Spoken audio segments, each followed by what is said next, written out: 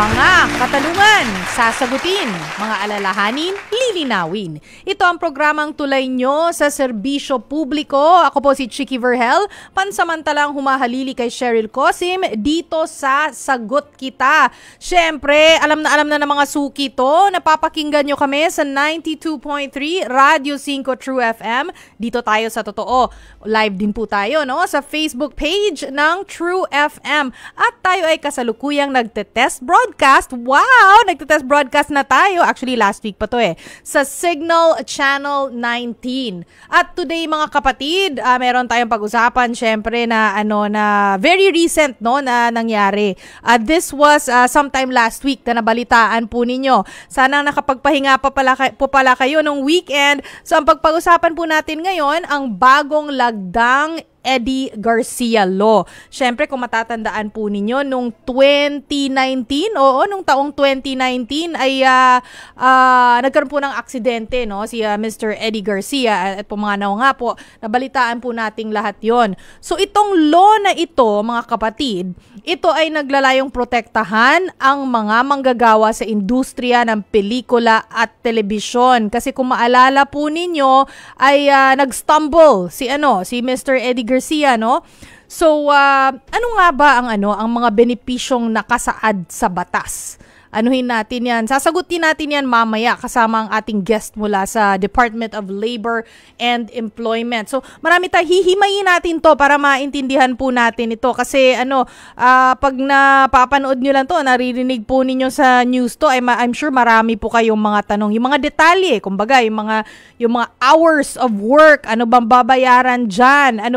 What constitutes yung hours, yung mga overtime, yan. Yung mga sweldo, mga minimum wage, ang pag-usapan po natin lahat po yan.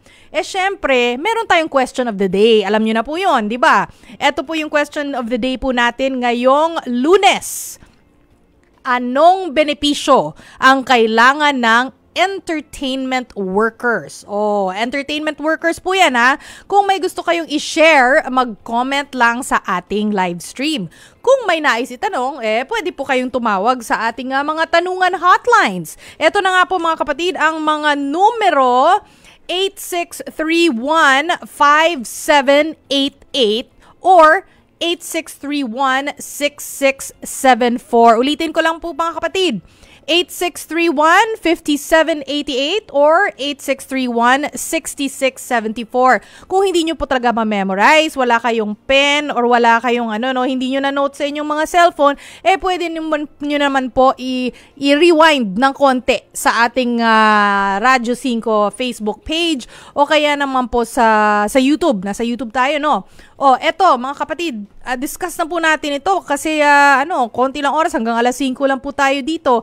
Meron tayong kasama live via StreamYard. Siya po ay si Attorney Alvin Corrada. Siya po ang director, no, ng Bureau of Working Conditions. Ayan, magandang hapon, Attorney. Bureau of Working Conditions ng DOLE. Yan, magandang hapon po, Attorney. Good afternoon, Mr. Ayan, Attorney, thank you, no, sa iyong oras ngayong ngayong Monday afternoon. Buti po ay nagbigay po kayo ng time po dito sa amin. Napaka-importante pong pag-usapan natin to dahil last week nga po ay lumabas itong balitang to, itong Eddie Garcia Law, no, na nandiyan na nga po. Una po sa lahat, Attorney, ano po ang reaksyon ng DOLE na naisabatas na itong Eddie Garcia Law? Ang DOLE naman po ay kasama ng ating mga senador nung nagka-craft po itong batas po na ito during committee hearings hanggang sa plenary discussion. Kami po ay supportive sa batas na ito dahil we recognize po na hindi naman talaga pareho yung trabaho, pati kondisyon ng trabaho sa lahat po ng industriya. Kaya mahalaga po itong batas na ito because the standards, the provisions po ay specific po to the movie and television industry. Oo. So, since kayo po ay naging bahagi, no, kumbaga masasabi natin, no, na kayo ay naging bahagi ng consultation or nagkonsulta sila sa iyo habang binubuo itong batas, ano po exactly ang naging role ng DOLE po, Attorney? During po sa deliberation, ang role po na ginampanan namin ay mag-provide po ng technical input sa ating mga senador and other stakeholders base po kung ano yung existing po natin na provision sa labor code at mga pinapairal po na jurisprudence ng Supreme Court. Oo, para dun sa hindi familiar, no, sa mga itong technical provisions na sabi nga ni attorney, no, ito yung naging role nila na mag-provide ng technical provisions. What po are technical provisions? Ano-ano po yung mga ito? Example po. Ang una po dito po sa batas natin, naka-define po dito yung hours of work, yung compensation, employment contract, yung protection po for against discrimination, and other related provisions po dito. Okay. So, nung ano po kayo, nung nagdi-discuss po kayo, no, dito sa Eddie Garcia Law, dahil part nga kayo, kinonsulta nga po kayo, lahat po ba ng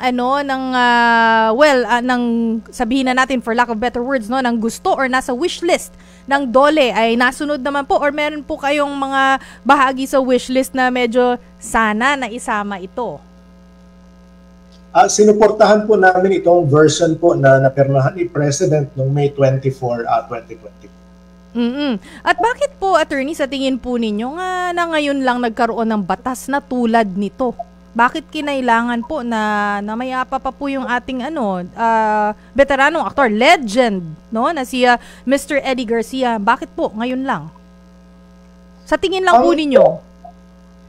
Opo, ma'am. Nung bago pa mangyari po yung Eddie Garcia incident, meron naman po tayo mga batas na para maprotektahan ng ating mga manggagawa.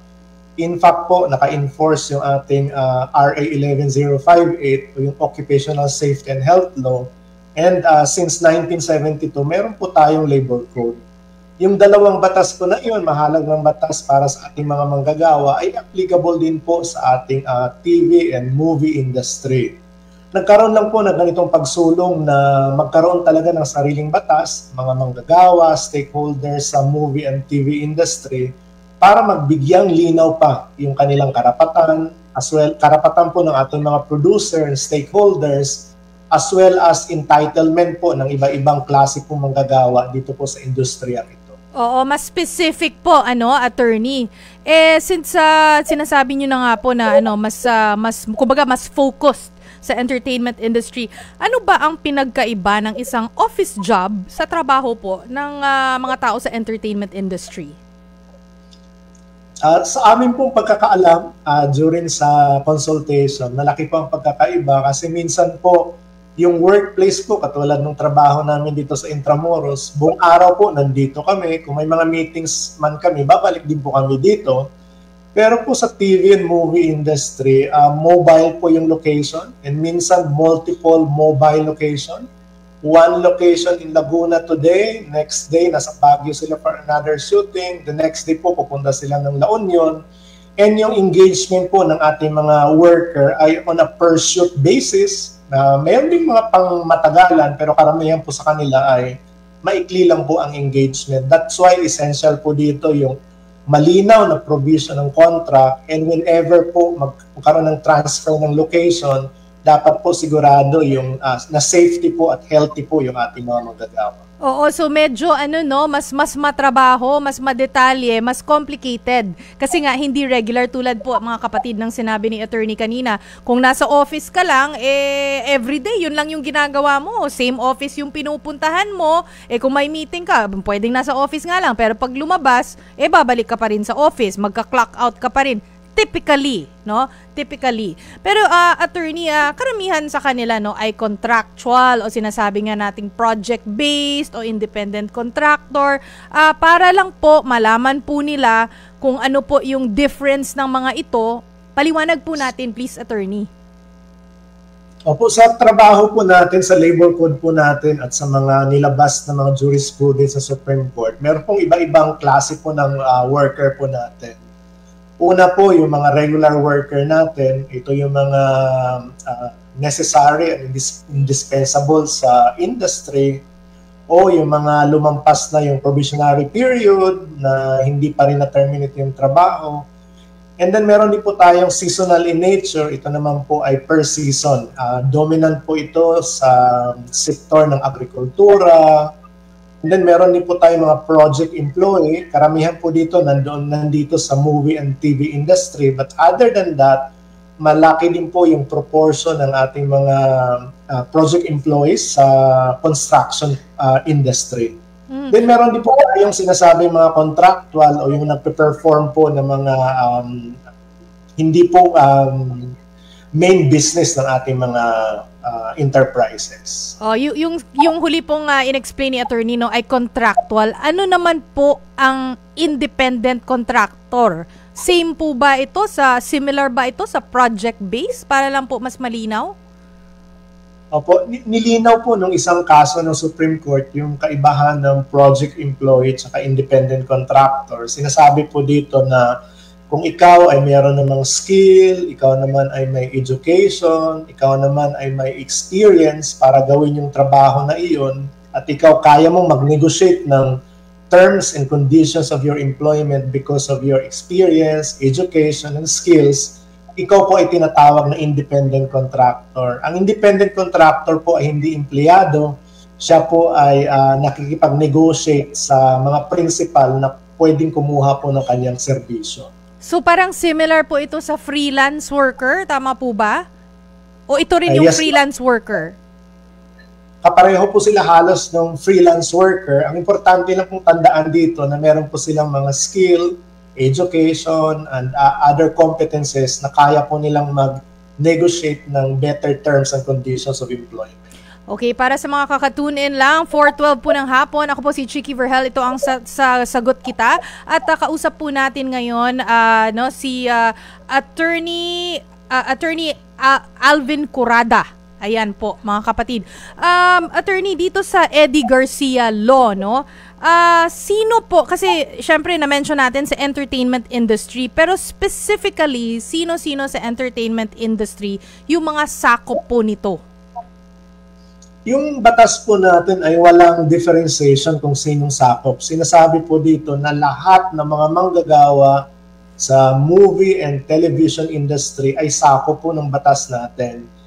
Regardless po kung ano ang kanilang position, kung ano po yung mga status nila, anong function nila, and ano po yung mga roles na ginagampanan po nila in a particular production company or production activity. So ibig sabihin, hindi lang yung mga artista, hindi lang yung mga cameraman dun sa mga teleserye natin, kundi pati yung mga yung mga nasa news. Tama po ba, Attorney?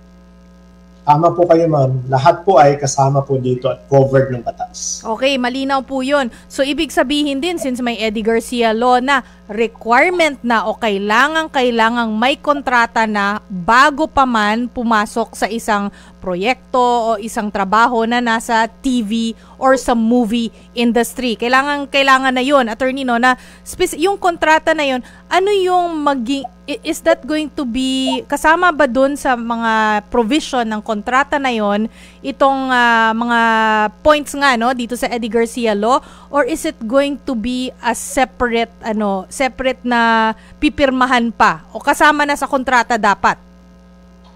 Kasama dapat sa kontrata yung mga benefits na dapat ibigay sa ating mga manggagawa, dapat kasama na dito sa agreement or employment contract. Agreement kung ikaw ay independent contractor or freelancer, kung ikaw naman ay empleyado, dapat kasama na sa employment contract. Okay. Importante kasama sa employment contract yung job description, tsaka yung period of employment or engagement. Kasama din yung dapat ang ibawas lang sa compensation and yung oras ng trabaho, as well as yung detalye ng compensation, kung per day ba yan, pakyawan, or kung ano man modality ng compensation ang matatanggap ng isang manggagawa. Oo, so meron pong mga points dyan na sinabi si Attorney, no? Like for example, yung period of engagement, yung mga detalye po sa ating mga compensation o pasahod nga po, mga kapatid, no? Yung kung magkano lang dapat ang ibabawas sa inyong sahod, yung working hours, yan po lahat pag-usapan po natin, hihimayin po natin itong Eddie Garcia Law. Kaya mga kapatid, kung meron po kayong mga tanong o nais idulog, join na po sa ating discussion online. Of course, i-remind lang po namin kayo, pwede ring tumawag sa ating tanungan hotlines, 8631-5788 or 8631-6674. Wag po tayong bibitaw dahil magbabalik ang programang Sagot Kita. Happy Lunes! Nagbabalik ang programang Sagot Kita kasama ang inyong lingkod, Chicky Verhel. Mga kapatid, paalala ko lang ang ating question of the day. Anong benepisyo ang kailangan ng entertainment workers? So pag sinabi ng entertainment workers, sabi nga ni attorney, no, lahat-lahat, hindi lang yung mga artista, hindi lang yung mga cameraman na involved dun sa mga teleserye na ginagawa natin dito sa Pilipinas, pero lahat-lahat. Pero i-ano pa natin, specifically, sino-sino pa para wala tayong nami-miss out, no? At himayin nga po natin itong Eddie Garcia Law. Kasama na nga po natin pa rin, no? Si Attorney Alvin Corrada, siya po ang Director ng Bureau of Working Conditions. Ayan, welcome back, Attorney. Abusuhin na po namin kayo.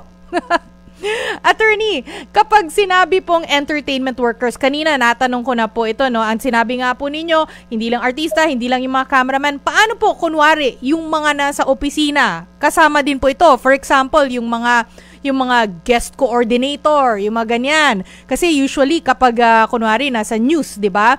Ay meron kayong guest coordinator para kukuha sa inyo ng mga guest para interviewin sa mga show, yung mga ganyan po. Kasi itong mga to, well, nandyan pa rin, kumbaga TV industry pa rin sila membro pa rin sila ng industriya, pero hindi sila lumalabas sa TV katulad ng mga cameraman, pero nasa opisina sila. Nasa opisina sila, nandyan sa mga laptop nila, nakikipag-coordinate, tumatawag sa mga guests, nakikipag-chat sa mga guests. Yun po, attorney, kasama din po yung mga yan. Tama po ba? Kahit hindi naman pumupunta sa studio at wala namang danger na matapilok doon sa mga kable, for example, sa studio. Kasama po ba ang mga ito? Opo, kasama po sila lahat, TV and movie industry po kasi ate. Ito ang pinag-usapan po natin, industriya. Pag industriya po ang pinag-uusapan natin, lahat po ng mga activities within the industry. The law even mentioned na it will also apply sa mga online or digital platform. Okay, online and digital platform. Maraming salamat at nag-ano po kayo, no? Minention po nyo yan. Yung online and digital platform, well, radyo po. Kasi meron tayo very common ang teleradyo. Well, tayo ngayon, teleradyo po tayo ngayon. Nakikita rin po tayo, napapakinggan sa Facebook, nasa TV rin po tayo. Pag ganun po, pag radyo po ay kasama rin po. Tama po ba? Makakasama na po kayo doon sa production and distribution sa online and digital platform. Mabuti at malinaw na malinaw po, attorney, no? Meron ditong dun sa kontrata na na-mention po ninyo kanina, kasama na nga po period of engagement, yung job description, yung details ng mga compensation o yung mga pasahod at yung payment schedule. Meron dito na may nakita akong artikulo, no, na yung payment schedule daw ay kailangan bayaran at intervals not exceeding 16 days. Paliwanag po, attorney, kung ano pong ibig sabihin po nito.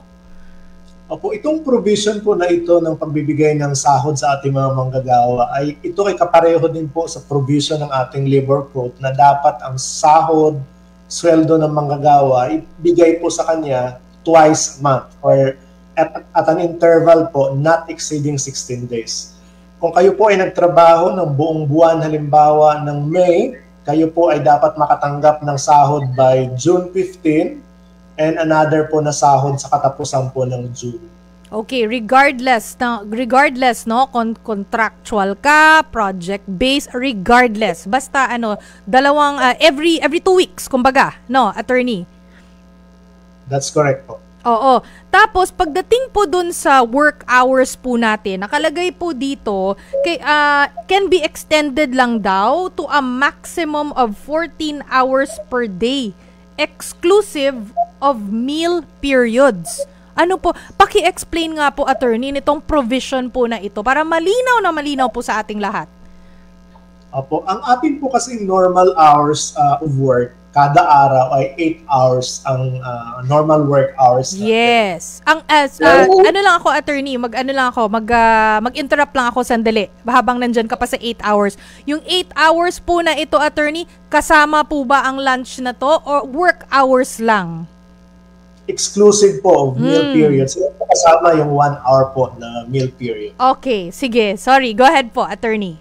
So, normal working hours, it's 8 hours, yes. Opo, but recognizing nga po, nakakaiba yung trabaho sa TV and movie industry during sa pag-uusap po, nagkasundo po yung employer sector, yung mga producer, production outfit, tsaka mga workers po na nandoon sa hearing, na yung oras ng trabaho pwede pong i-extend up to 14 hours kada araw. Kaya lang po, meron pong maximum per week na kahit i-extend mo po ng 14 hours per day, hindi po dapat lalampas ng 60 hours sa isang linggo ang oras po na trinabaho ng isang manggagawa sa television and movie industry. Okay. So kung meron po, kunwari, lalo na yung mga artista, di ba, ang hahaba ng mga shooting niyan eh. Minsan, rinig ko, more than one day. Pag ganito, more than one day, kunwari sa isang araw, more than one day siya. Tapos, pero hindi pa naman na-complete yung 60 hours o hindi pa umabot sa 60 hours sa isang linggo. Okay lang po yon kahit lumampas ng 14 hours. Tama po ba? O hindi pa rin? Hindi po. Kada araw po ay maximum of 14 hours. And then kung sagad-sagad siyang 14 hours, halos 4 na araw ka lang pwede mag 14 hours dahil aabutin mo na rin yung another cap na 60 hours per week naman. Oo, pero so hindi pwedeng lumampas sa 14 hours sa isang araw? Hindi po. Maximum na po yung 14 per day. And kung ito total po yung oras na trinabaho, dapat po hindi lalampas ng 60 hours per week. Grabe, mag-iiba na talaga ang ang shooting ngayon sa mga artista, attorney. So sorry, go ahead. Isa po yung sa mga challenges na ni-raise ng mga production companies during sa deliberation. Pero kami po sa DOLE, nakikita po namin, baka this will pave a way po para maging efficient and effective po yung scheduling, planning process that will also result to a more productive po production activity. I can imagine medyo may konting may konting debate siguro pagdating doon, no? Kasi yun na yung nakasanayan for many years na talagang minsan umaabot ng more than a day nga ang shooting nila. Tapos on location pa, minsan malayo pa, 'di ba? Kaya nga siguro umaabot din ng more than a day kasi kasama pa yung travel. So, dun po sa sinasabi po ninyong 14 hours na everyday, maximum of 14 hours, kasama dun ang travel. Tama po ba, attorney? Okay. Kunwari may travel time po sila na 3 hours. Pupunta ng location. Kasama po yun sa 14 hours? Opo, clarify po yan sa batas. Section 9 po ng ating batas sinasabi na yung travel time, pag hindi nagamit ng isang worker yung trabaho niya for his or her personal na mga activity, as ito po ay ika-count na working hours po. Ganito din naman po ang rule nasa labor code po natin, kahit kayo po ay hindi sa TV and movie industry, meron po tayong ino-observe na principles in counting hours of work. At isa nga po doon yung travel time, kung ang oras po ng pagta-travel ay hindi po magamit ng manggagawa para sa kanyang sariling purpose. Baka meron po tayong hindi pa na-mention kasi sabi po nga ninyo, isa doon, pagdating doon sa working hours, isa doon yung travel time na dapat kasama doon sa tinatawag nga po nating working hours. Are there any other hours po na dapat kasama para lang po maliwanagan po tayong lahat? Opo, kasama po din dito yung waiting time or naghihintay po kayo ng shooting, naghihintay po kayo ng production activity. Kasama din po dito yung ocular work. Ito po ata ay common and unique sa TV and movie industry. Paghahanap ng tamang site, tamang production site, pre-production as well as post-production po activities ay kasama rin po sa counting ng working hours. Oo, at minsan nga po balik nga po pala ako dun sa sa kontrata na kailangan may kontrata bago magtrabaho, hindi po ba? So dapat hahanapan talaga na mag-a-apply ng trabaho o papasok sa isang trabaho o proyekto na may kontrata. Kaso minsan kasi yung mga kontratang yun mga attorney, yung sasignan na lang po nila dahil, ay naku, ano ba yan? Pa-English to, parang ang hirap naman intindihin ng kontratang to. Ang dami-dami pang nakasulat. Babasahin ko lahat to, pa-English, mamaya hindi ko maintindihan. Dapat po ba, attorney, na malamang dapat naiintindihan, di ba, nung magsasign ng kontrata? Dapat ba ay nasa language na maiintindihan nung magsasign ng kontrata o ipaliwanag na lang dun sa mga magsasign ng kontrata? Ano po ang dapat, attorney? Dapat po in a language na naiintindihan ng both parties. Kasi alam niyo po, ang kontrata po kasi ay meeting of the minds. Nag-agree kayo sa mga provisions ng kontrata. Kung hindi naintindihan ng isa, kahit pinirmahan man, posible po hindi effective yung contract dahil hindi sila nagkaroon ng agreement.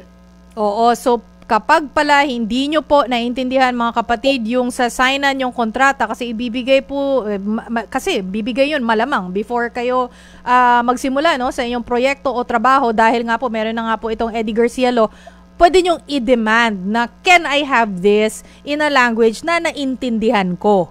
Dapat may ganun silang version, no, attorney? Tama po ba ang pagkaintindi ko?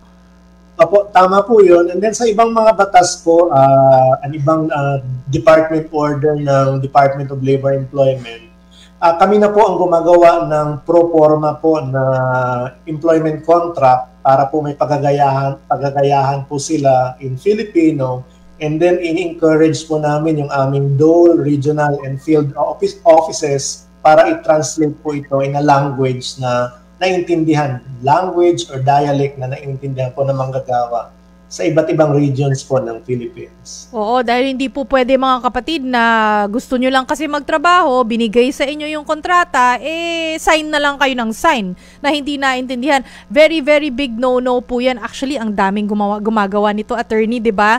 Na parang, basta gusto ko nang pumasok sa trabaho, eto na yung kontrata, hindi pa ba ako dito? Syempre, lalagda na ako, magsasign na ako nito. Meron bang mga ganitong problema in general, attorney, na nag-sign, hindi naintindihan, ayun, na medyo nadali sa huli?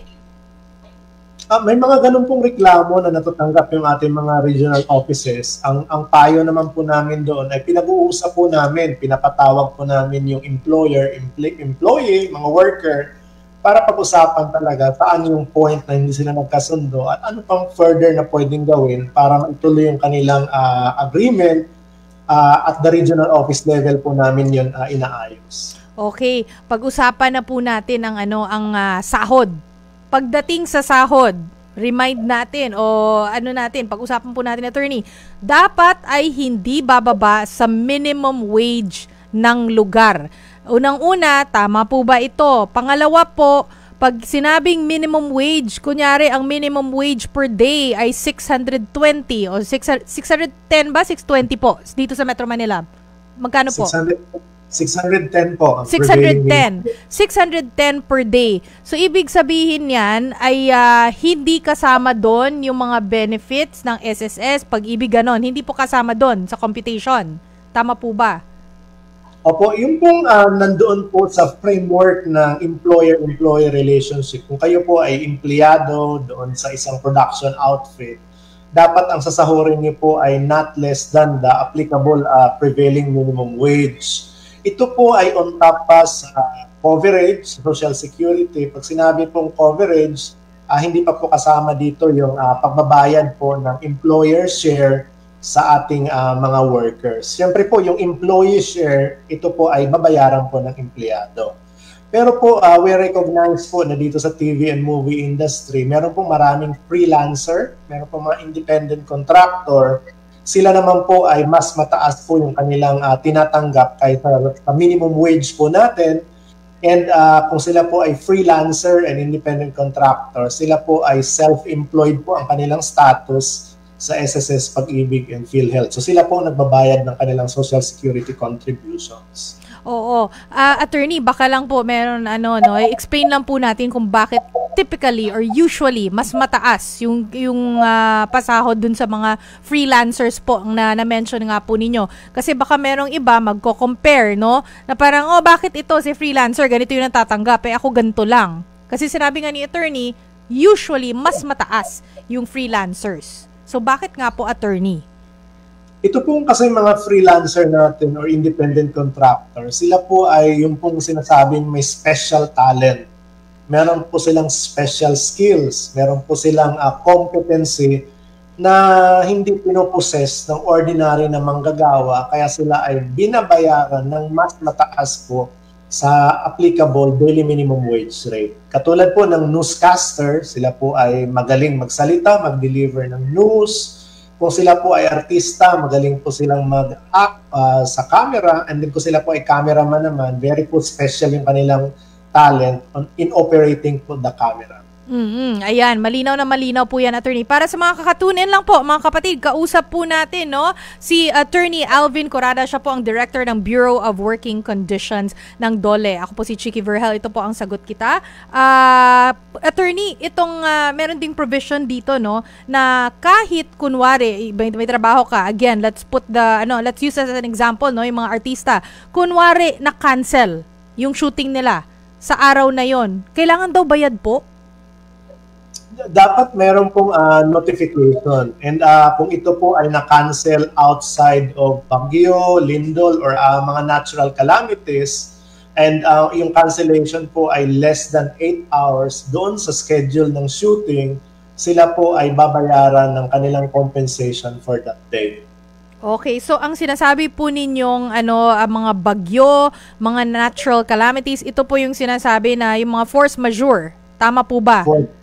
Opo. Kung ito po ang dahilan po ng cancellation ay force majeure, natural calamities, or human-induced disasters, wala pong compensation. Pero kung hindi po natural calamities and na-cancel po less than 8 hours from the scheduled shoot, babayaran po sila ng corresponding compensation for that day.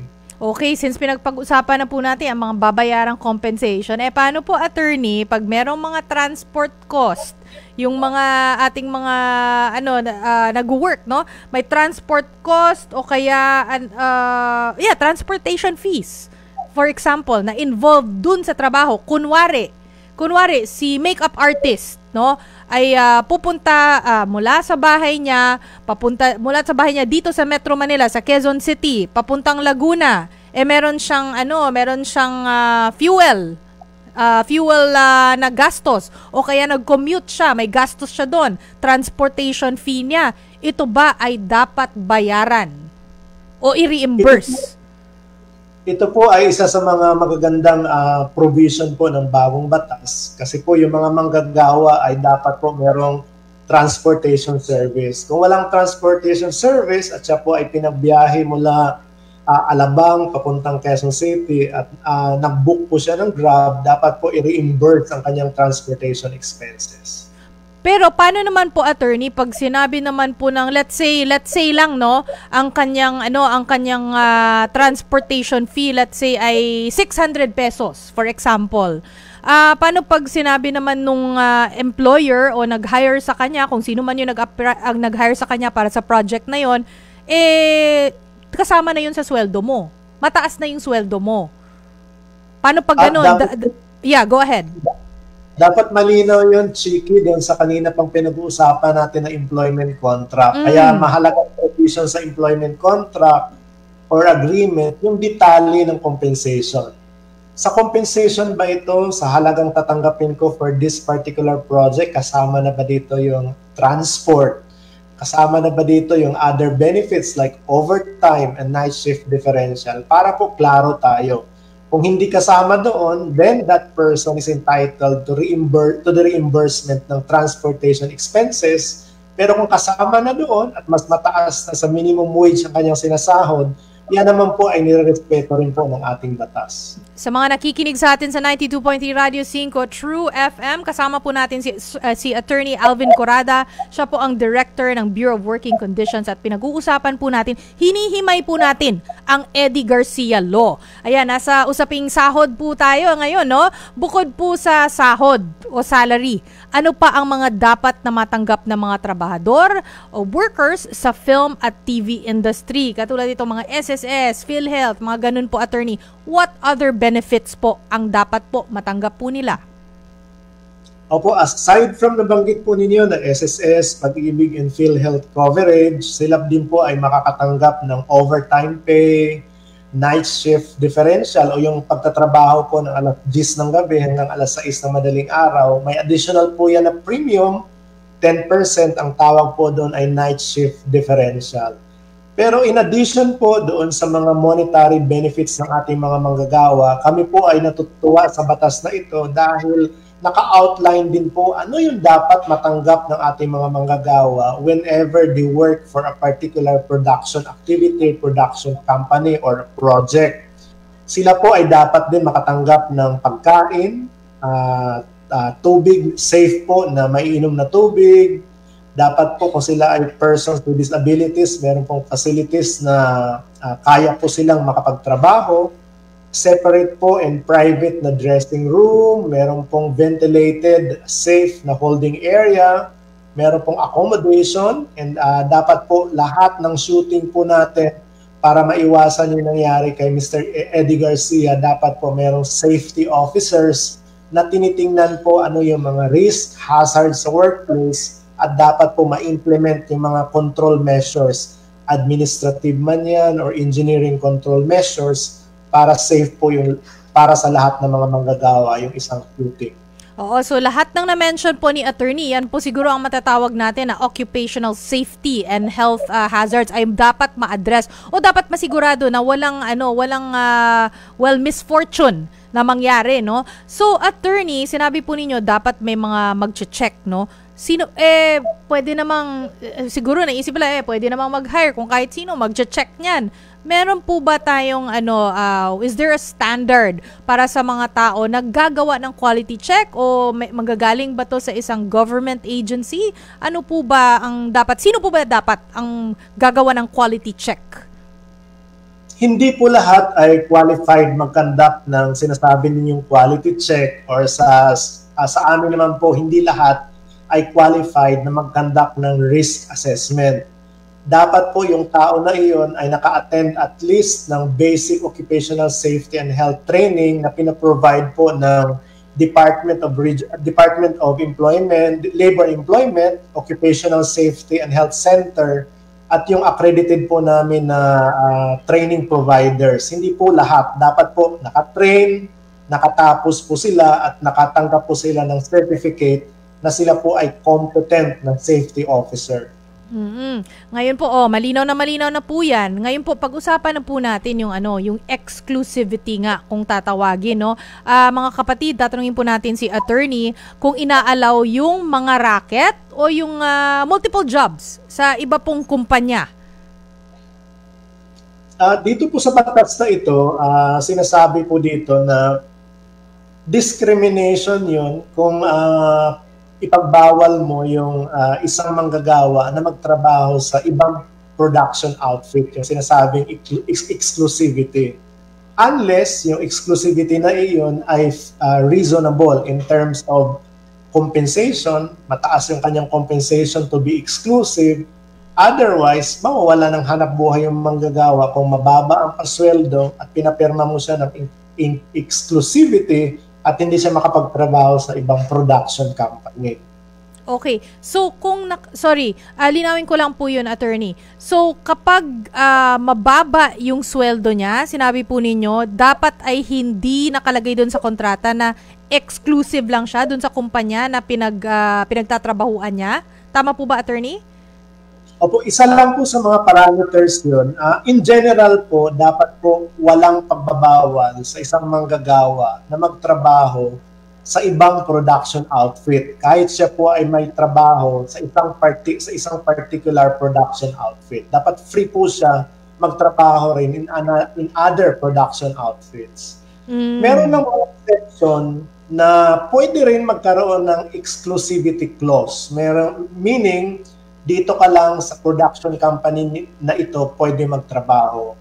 And isa sa mga factors sinasabi na dapat kung maglagay ka ng provision on exclusivity, dapat reasonable. Isa sa mga parameters para masabing reasonable, dapat malaki po yung kanyang project contract, yung kanyang kontrata, para po maging reasonable yung exclusivity clause sa kanyang kontrata.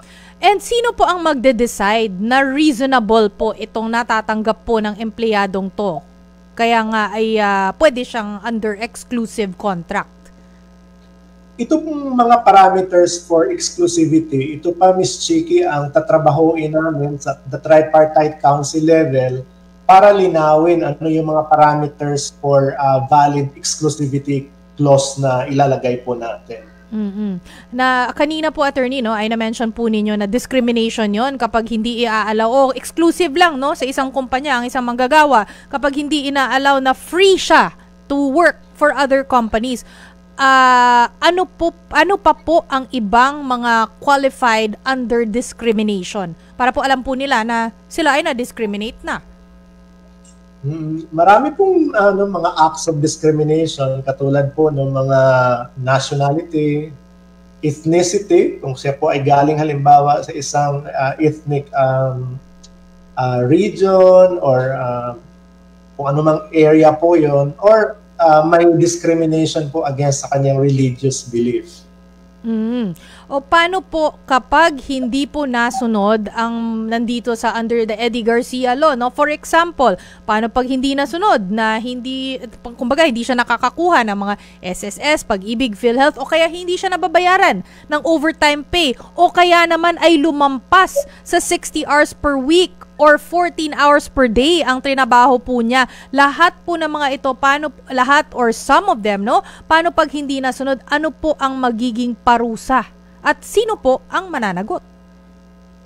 Malaki po ang parusa nilagay sa batas na ito. For the first offense po, pag hindi meron pong isang provision na hindi nasunod po dito at napatunayan po na valid po yung complaint at na-commit po talaga yung violation, meron pong fine up to 100,000 for the first offense, 200,000 naman po kung second offense, and 500,000 po for the third and succeeding offenses.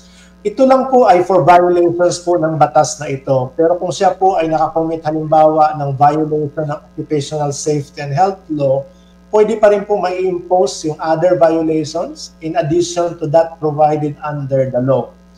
Dito po sa batas na ito, klaro din po na kung sino po ang pwedeng mabigyan ng imposition ng penalty po na ito po yung mga responsible entity, responsible corporate officers, not limited po sa executive producer, production manager, and business manager. Yung all others po na meron pong responsibility na dapat bayaran halimbawa yung sahod, i-observe yung Occupational Safety and Health Law at nag-fail po sila po ay pwedeng ma-impose ng mga penalties under sa batas po na ito. So hindi necessarily yung kumpanya in general, no? Talagang pwedeng madamay pati yung executive producer, yung mga minention nga po, no, ni attorney. Attorney, maiba lang ako ng konti, no? Kasi nakita ko may upskilling and reskilling. Ano po ang mga ito? At ano ba dapat gawin dito? Upskilling and reskilling. Dapat ba may ganito under the Eddie Garcia law? Explain po muna natin ano yung upskilling and reskilling.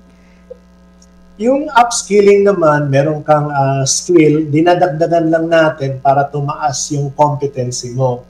Yung reskilling naman is expansion ng skill mo. Kung ikaw ay halimbawa magaling mag-makeup ngayon at gusto mong pumunta halimbawa sa camera person, dapat po yung TESDA should provide adequate na mga courses para maging available po sa lahat ng mga workers sa TV and movie industry para makapag-training po sila, and as a result, tumaas po yung kanilang income, tumaas po ang kanilang competency.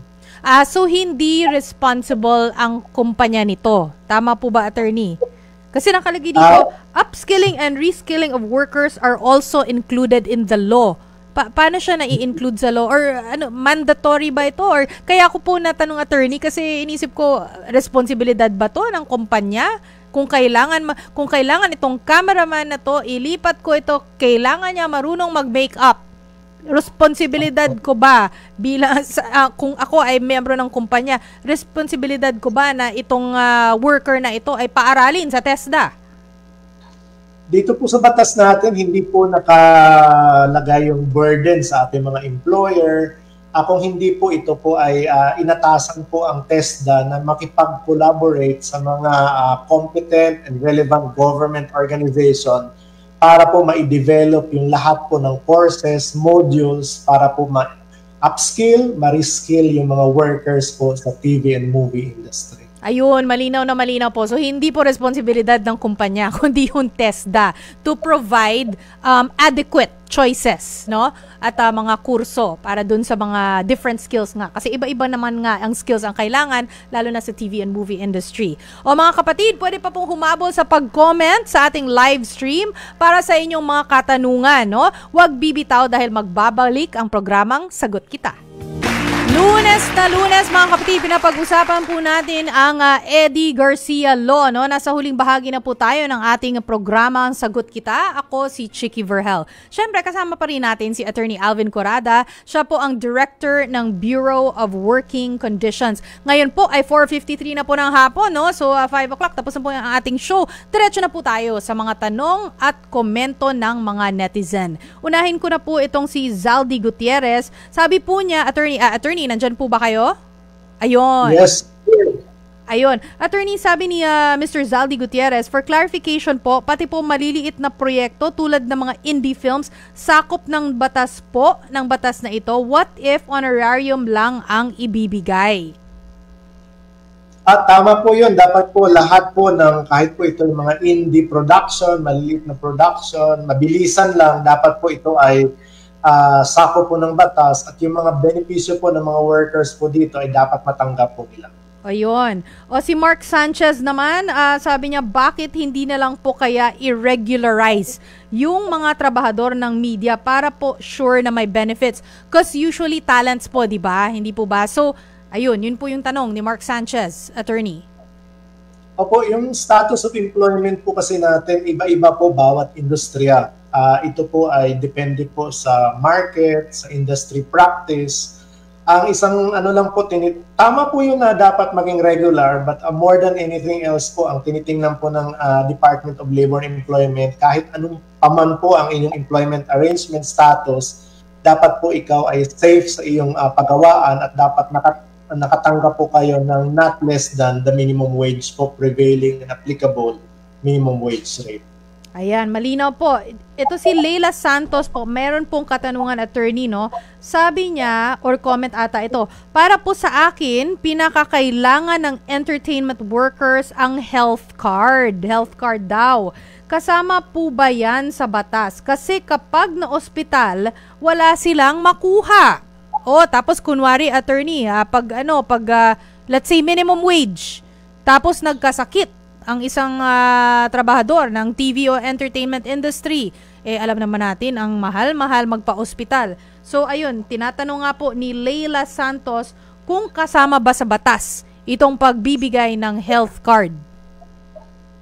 Unfortunately, hindi kasama sa batas yung health card. But katulad ng binanggit at pinag-usapan natin kanina, dapat lahat ng empleyado ay covered ng at least ng PhilHealth para maka-enjoy sila ng discount whenever nasa hospital sila. And isa pang provision na hindi natin napag-usapan, yung insurance, mayroon po ditong magandang provision in insurance na dapat po lahat ng worker ay merong work insurance for work-related accidents or pagkamatay, at yung mga premiums po nito ay babayaran po ng employer, hindi ng worker. Oo. Kanina po, attorney, no, ay nabanggit po ninyo, at least dapat may PhilHealth. So, kahit naman hindi contributor, ay pwede po bang humingi ng tulong sa PhilHealth? Dapat po miyembro ng PhilHealth, pero meron pong non-paying member na kino-cover na rin ng PhilHealth.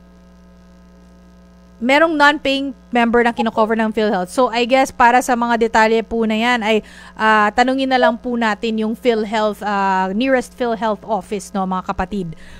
Dito si John Ray de la Cruz, meron po siyang tanong, bakit po may mga kumpanya na hindi nagbibigay ng benepisyo o kaya naman kanya-kanyang bayad ng mga SSS? Pwede po ba daw yun, attorney?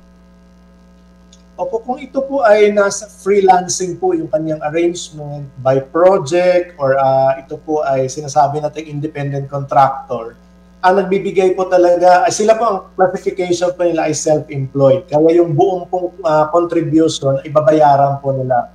Pero kung ikaw po ay manggagawa at meron po kayong employer, dapat po hati yung contribution. Kalahati po sa worker, kalahati po naman sa employer. Yes, malinaw na malinaw po yan. Si Mirna Fernandez ay meron din pong tanong. Ang sabi po ni Miss Mirna, so kapag po ba may pumanaw na miyembro ng media, ano ang dapat na asahan ng pamilya? Masasagot po ba ang ospital? Yung kung siya po ay na-aksidente, yung insurance po or namatay ng isang worker sa TV and movie industry, yung gastos po ng pagka-aksidente, pagka-hospital, and hopefully hindi po aabot sa kamatayan, ito po ay sasagutin ng insurance na dapat po ibigay ng mga producer, employer, or nag-hire po sa isang manggagawa. Okay. Luis Reyes, hello. Magandang hapon sa iyo. Ang sabi po ni Luis, ibig sabihin po ba sa ilalim ng batas may bayad na ang mga OT o overtime? Usually kasi hindi daw nababayaran, attorney, yung mga OT o overtime.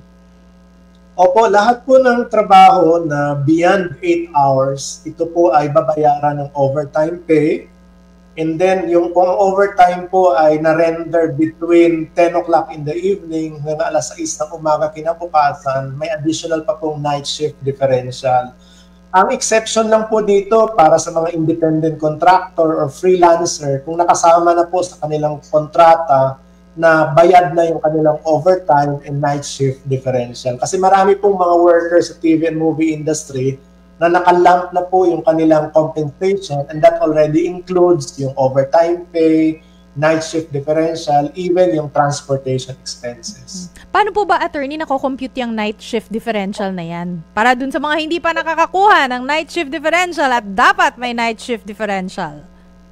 Ang night shift differential po ay 10% doon po sa existing po na, halimbawa 610, kayo po ay nagtrabaho ng 10 o'clock in the evening hanggang alas 6 kinabukasan, 610 po plus 10%. So, 610 plus 61 pesos ang ibabayad po sa inyo. Yon, oo.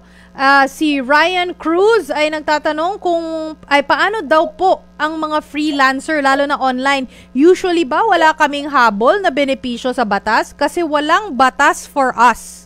Sabi ni Ryan Cruz.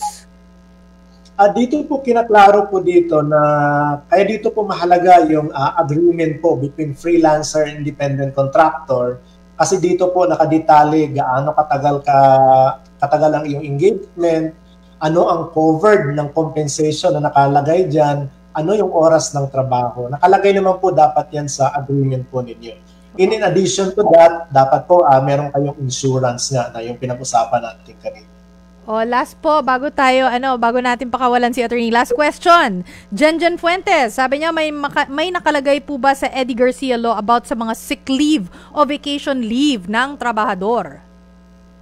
Ito po ay wala sa Eddie Garcia bill, pero the labor code provision po on service incentive leave o yung 5 araw na leave benefits kung kayo po ay empleyado ng isang employer sa TV and movie industry, kayo po ay makakatanggap ng at least 5 days na service incentive leave. Pero ito po ay hindi kasama yung freelancer, independent contractor.